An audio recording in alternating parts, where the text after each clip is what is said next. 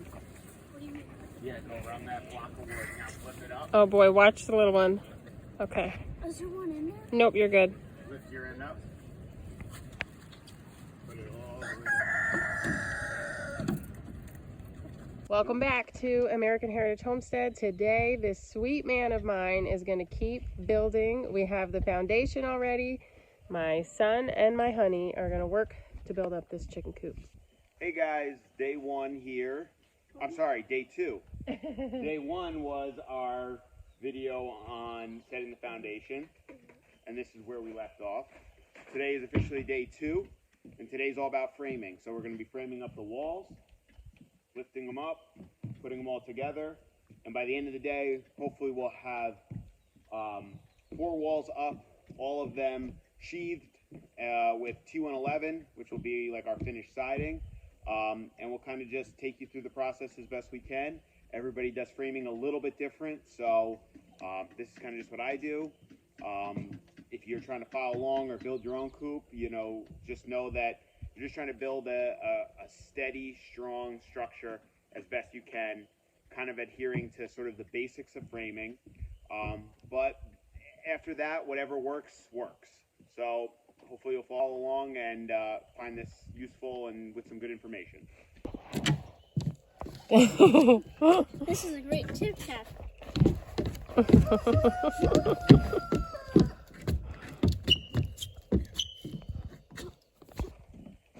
Like that. No, come on this side. Okay. Just kind of keep it together as best you can. Outside of the board. What's that? The third board, the one closest to you. Okay. Hook it on the side. Okay. That's a nice way to measure. Okay. That is what I wanted a bridge on a little stream. I would love that. So that will be I was gonna make that. height. Count how many X's are on that board and then add 2 and tell me the number you get.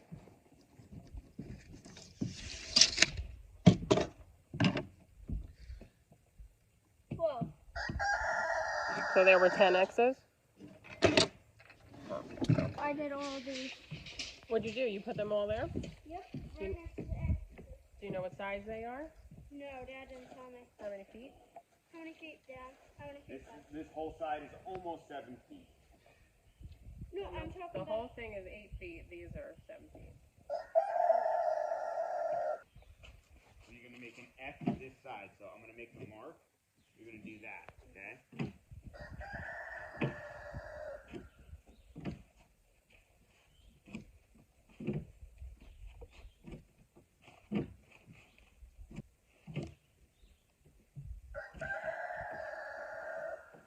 Done. Good job. My idea is take. Can you come here? I want to show you what I want to do. This is our homeschool class today, learning how to build. So my idea is for the bridge, take one of these, and as long as the fall is, like there's like the U, as long as it is, I'm gonna cut there. So my idea is to drill this in like this, and wherever it stops, drill it in like this. So it's kind of like a bridge, but do this twice, and then I'm gonna screw all of these in. Like I'm gonna go 1, 2, like that. Ah. And Daddy can always cut to size if... Yeah, that's what I said. Yeah, I would cut that. I think you would build a beautiful bridge. I am gonna.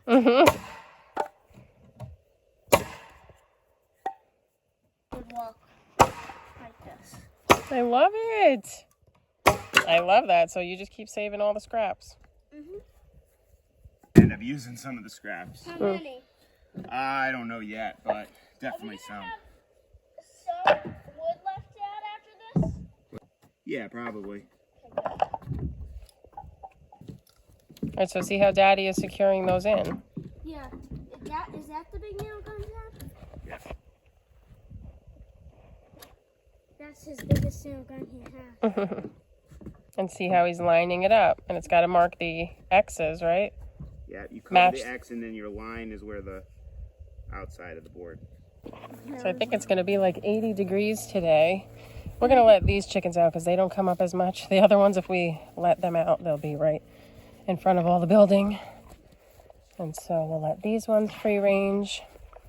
And that's pretty much what we do. We let them out. We did make a movable coop, but we just kind of let them out now. And so during the winters, it gets bad here. So that is why we need a coop for all of them.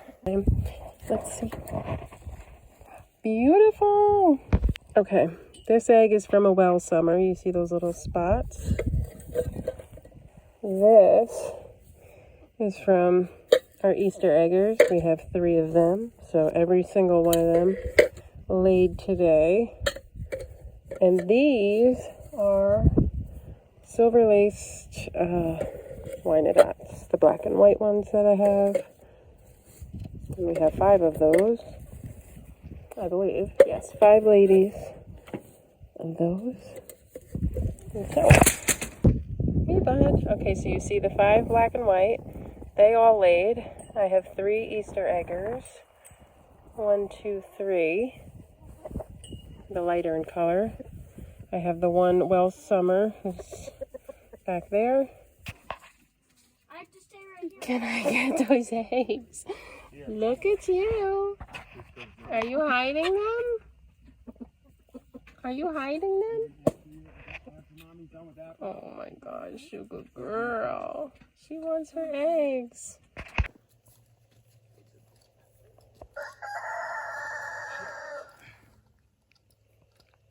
I just wanted to show you guys a little trick to make your whole structure a little more tight and sound.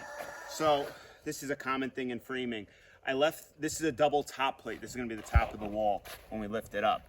So a good thing to do is tie your walls together at the double top plate, which means you run it tight on that end, and on this end you leave just enough room for another 2x4. So the next wall, that next wall's double top plate will secure onto this wall. So it ties them together. And you do that all the way around the structure. So on the next one, when I run the next plate, it'll be left short, and then you'll be able to tie into the next wall. So all the walls are not just separate 4 pieces, they're tied in together by this double top plate. So it's just a little trick. It's a common framing thing, but I figured I'd show it to you guys just because it's a good thing to do to make your whole structure more tight and sound. Put that knot right on that line. See that sharp like point? Make sure that's right there and push. Keep it in place. Oh. Is that bad for your fingers? Just chalk. Oh, do you see them all?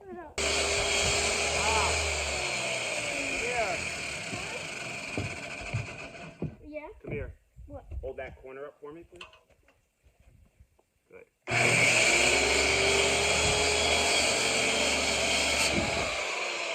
Okay, so I don't know if you can see, but I just asked my husband, he just measured all of that. But I said, shouldn't that be lined up? Because he's going to flip this frame up, and that's going to hang down a little bit, but it's just for the protection underneath. Little drip edge, basically. Little drip edge. I don't know if you can see. Oh, yeah, they're coming in. You see the hawks? My dog already was on it. She's in the woods. All right, all right. Hey, wait. Good girl. Wait. She'll chase them all off the property. Who's my girl? Good girl. Whoa. Who's feeling muscular? You're not going to lift or anything. Nope. I'm going to start lifting, and you're going to see as I start tilting it up, just be checking that I'm not going to fall off the bottom. So what happens? If something happens and it's going to go, just let it fall. Okay? But it may want to start sliding, so Okay. Dave, you stay on this side, Iz, you come on this side. Oh, so that's strong for 500. What am I doing? You're going to get on this side of the green and start lifting. Is it falling? Nope. Keep going, nice and slow. It's barely at the edge, actually. But the plywood will clear? Yep. Okay, that side. It's just a little. Bob, go get me the hammer. It's just a little on this side. Okay. So that was actually a perfect lift. All right, Dave, go around to that side and hold the brace off the deck, the floor. What do you mean? Like, go down, just lift it up so it's not catching on that floor. Okay? Very slowly, let it come back to you a little bit. Okay? Stay right there.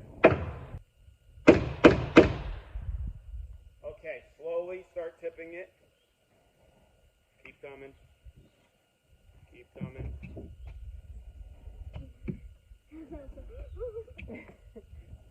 Okay, keep it kind of there. Okay, stay there.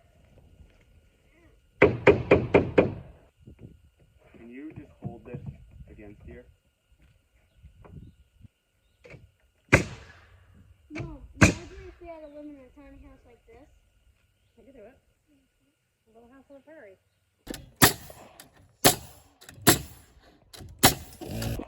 Okay, babe, in case any new builders are watching, why is it going to be 7 feet on the left side, 8 on the right?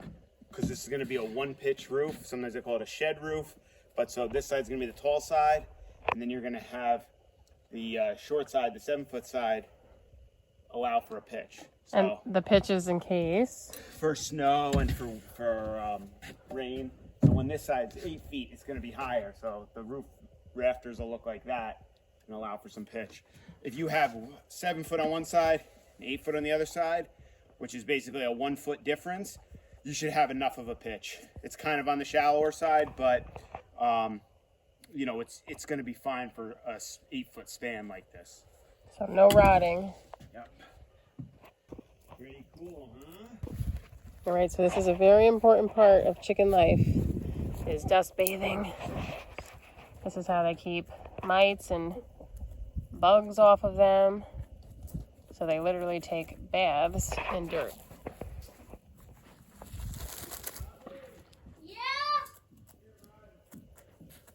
And top ladies get their choice first. You guys taking a bath? Another thing that's important is to give them rocks to eat or small dirt. If you just keep your chickens inside a coop, they need grit to help compact the food inside of them and break down the food when they eat. Oh, little Letty's going.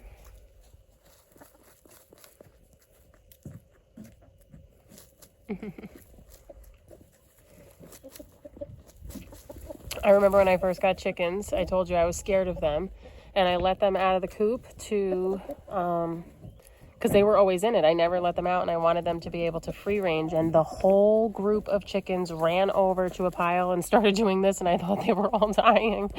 I had no idea that this is natural, normal chicken behavior. And like, look at my little girl. She's so sweet. I love this girl. How you do? I wanted to show you a little bit of my design. So here, right, we can see from the house the coop here. So we're going to have the door right on this side. So you walk in. He's going to put the wall up here, and I am going to have, for the first 3 feet or so, all the way across, is going to be a chicken brooder, a chicken hospital, because I want them to have the most surface area that they can have because of our winters here. They stay inside a lot, and so I want to make sure that 20 plus chickens, who knows how many we have, give or take at a time, 30, have room. So this will be the hospital. I may do 2 rows, I'm not sure, or just have a little door so we can walk in and handle all the chicks. So chicks can be raised here if anybody's sick, if a hen wants to lay eggs, so we can keep it as a brooder. And then over here on this side, we will have laying boxes, but they're going to be outside the coop to save more space. So they'll be built outside. So we still have this area here. My husband is going to make, so if ever we are able to go away, he is going to make a feeder and a waterer come right here. So we can do it right from the outside and not even have to go in the coop. So if anybody's watching the chickens, which is probably never, but they have that ability too. And if we don't want to get attacked by roosters, things like that. And then this side, I want to kind of just put roosting bars so they can stay over here. I don't want it taking up a lot of space, so they'll be up high. And we will probably put, what is that called that you had? So the poop doesn't fall down. just some kind of shelving or something underneath. Yeah, the countertop. So it doesn't destroy the floor, and then we could take everything off the countertop, and then you can use that in your compost pile and things like that. And so, no, so you guys hear that sound? That is a good rooster. He is letting his ladies know that he found good food for them, and so they always come running over. Such a gentleman, and he won't even eat. He will call them and say, come eat, and feed them. Super cute. But anyway, so this is going to be, this will be a closed off wall, and we'll put a little door here, and our run is going to come out here. I don't know how many feet we're going to do it yet. But they'll just have a little door. And one thing that's important to make sure that you have on your chicken coop is ventilation. So up on the top, my husband, that's probably how you're going to do it, right? You leave an opening for air? Yeah, between the rafters and then one on either end of the sidewalls. Because you need to have air circulating, and then you don't want too much moisture in the coop either, because that's bad for, can get frostbite and things like that too. But there needs to be some air in there. This is a big wall. Oh, the next wall? Yeah, this is where we make our decisions. Oh. So at the door and all that? Yep. Okay, guys, so we've got up our back wall, which is just going to be a solid wall. There's nothing going to be in it. So that's why we just built it, 16 on center, put it up. Now we're talking about the wall opposite that one. But this wall is going to have our door. It's going to have access for eggs, and we're going to try to create an access where we can do food and water from the outside. So what I did was I laid out the wall like it was going to be a full wall, and I just put the studs loosely in there. Nothing's nailed in, and we're just trying to get our layout. So we were talking, and what we decided what we're going to do is on this end, on this back wall, is going to be a separate section that's going to be 3 feet wide. It's going to come from off this wall 3 feet and go the whole run. And that's going to be a separate brooder that's going to be caged off from the rest of the coop. Could also serve as like an area to quarantine a chicken. Is that essentially a wall is going to stick out from this side 3 feet. So I know that it's going to come out to here. And our next thing was, where are we going to put a door for the access? So if we have to come off at least 3 feet, we decided that our door is going to sit in this bay here. You know, when it stands up, it'll be a full doorway, and there'll be some framing above it at the right height. Over here, we had to decide where we were going to put like a laying box. And so we're going with one that's a little over 4 feet. It's almost 5 feet. And so that's going to be from here all the way to this stud. And what I'm going to do is I'm going to frame out for it. So I'm going to put some framing so that there's basically an opening here, and build a box on the outside that lets us access for eggs and everything like that. But it's important in my framing that I figured out, otherwise I'm cutting out studs and trying to do stuff. So it's just laid out here. Now I know where it's going to go, and I'm going to adjust these studs and build like a frame for where that box is going to stick out. And then between these two stud bays is where we're going to plan to have food and water, which gives us almost 3 feet to go from here to put in between these bays some kind of access to fill for food, some kind of access to fill for water. We also have a small bay here once that brooder wall is up that we're going to be able to do maybe water or something in this little bay here. But by doing this, we know kind of where we're doing it and setting everything up. And then you're going to see in the next video what the framing for all this stuff actually looks like, how I framed out an area for the brooding box, how I framed out like a header for the door. And we're also going to put a window into this, and so we're going to also have to account for that.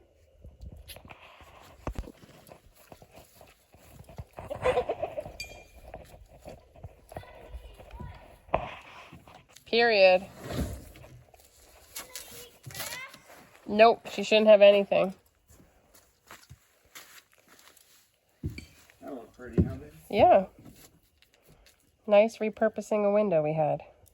So, okay, he did some framing. So here you see the nesting boxes will be when this lifts up. You have that big square is your window.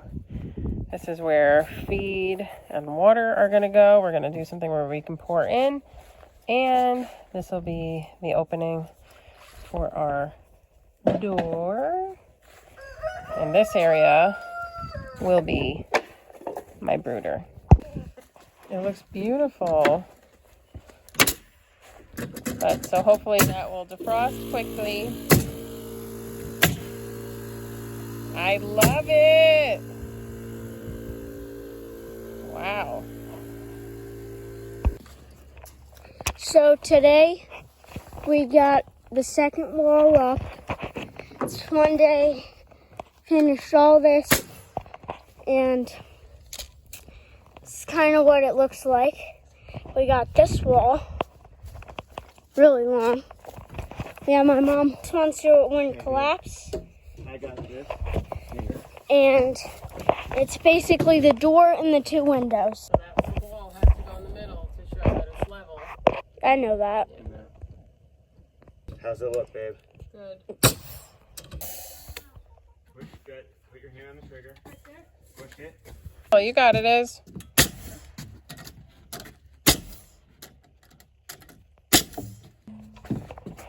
Ready? Yep. Look at this. New window. Wow. This man is going to build me a house. A one-room schoolhouse. Right, babe? A church. Because we're going back to the ways of old. Book of Acts, right, babe? What's that? The fellowship of the believers. Look at this baby. Wow, so cool. You did so good, babe.